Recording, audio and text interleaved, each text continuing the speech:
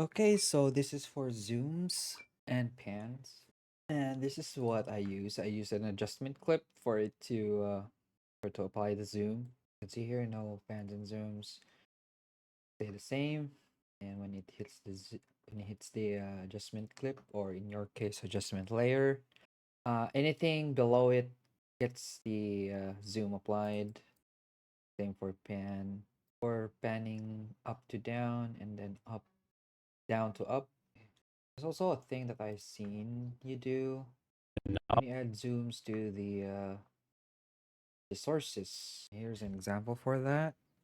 Novel The Lords of Silence. As you can see here that the zoom applies to both the source and the background itself. In the novel The Lords of Silence, the bond between body. Right? So for the settings for the zoom, hopefully you can replicate this to Premiere Pro. This adjustment clip, or in your case adjustment layer, is 15 seconds long. And at the start, you zoom and just hit a keyframe. And then at the end, I added a zoom of 0.250. So the zoom looks like this. We use adjustment layers for zooms and pans so that the image, or all zooms and pans are universally uniform. Like as you can see here, this will be an example. This is all zooms right here. Level 2 sits above the Renegade because of one change. The Legion. Everything the Renegade lost, joining a Legion restores. But joining is not.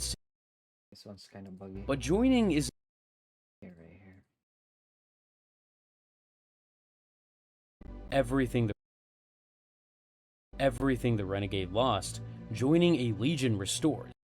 They are all the same speed.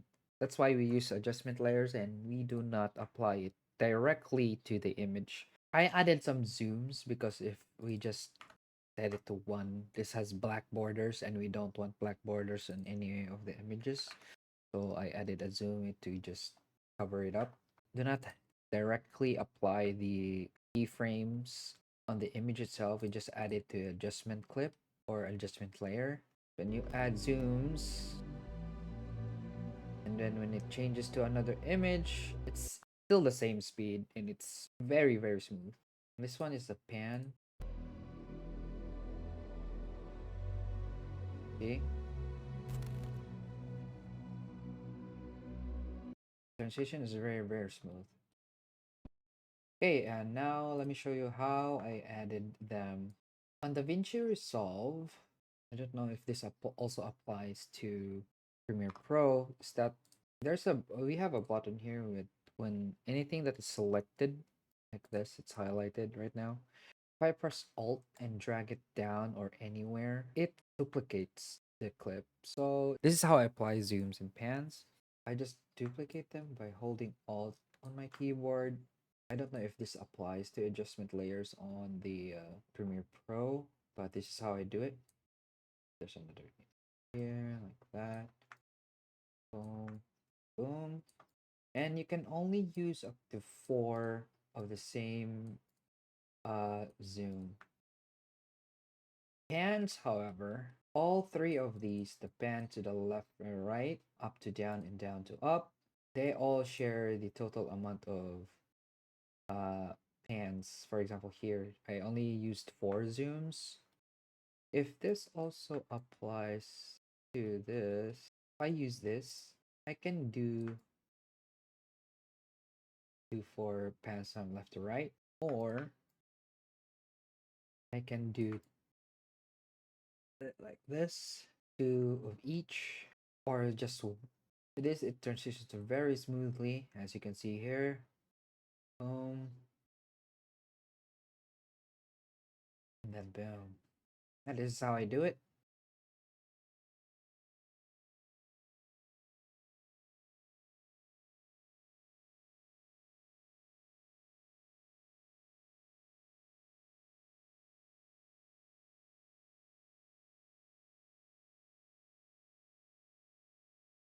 Hope this helps you out, and hopefully it fixes what Malik just told you to fix. Alright, so transitions, where is this? Here are the transitions. This is what grunge light looks like.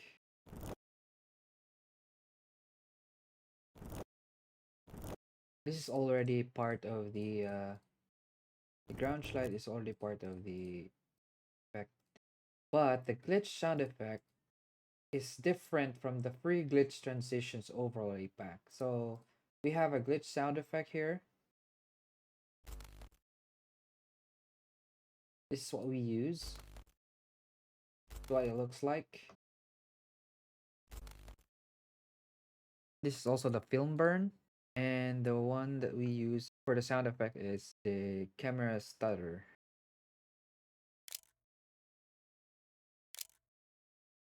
We rarely use this, but majority of the time we use these two.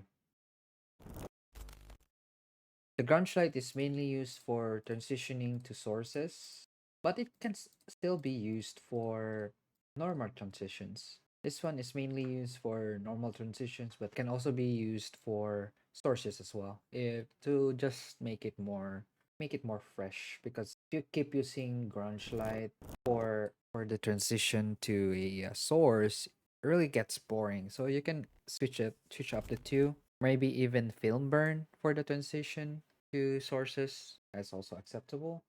Hopefully you can replicate this. I will, if you don't have the source, I'll give it to you. Please let me know. Be sure for ground slide. It's just built into the one source. And for free glitch transition, it has a glitch sound effect, which is not the same for the free glitch transition. So it has a different sound.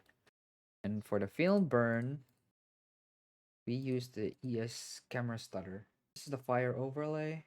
It has a fire effect over here. Let me show you the settings. The opacity is at 40%. I don't know if you have this same setting on you, but the composite mode is add, but the opacity is at 40. So this is the result. We added cross dissolve on all of the fire particle effects, because this doesn't really last long if you just keep adding and adding them. There's a visible cut between them, so we use cross dissolve so that it will transition smoother to the next clip or to the next fire particle. Here's what the VHS looks like. This is a video, by the way, but we just freeze frame it so that it gives off a color dodge and 25. Yep, this is the best option for it. If you have a composite mode and the opacity at 25, this is the best option for it. So how we apply this?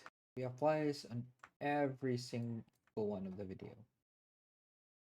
VHS is mainly used for videos like these, but since this video is not really a good example for it because I use it every now and then, like I just transition to VHS to fire particles, VHS to fire particles. That is because I only found a few videos for this project. But mainly, you always use VHS effect when there's videos. Like here, it's really laggy. But when it comes to images, you mainly use fire particles. This, as you see there, there's a fire particle here.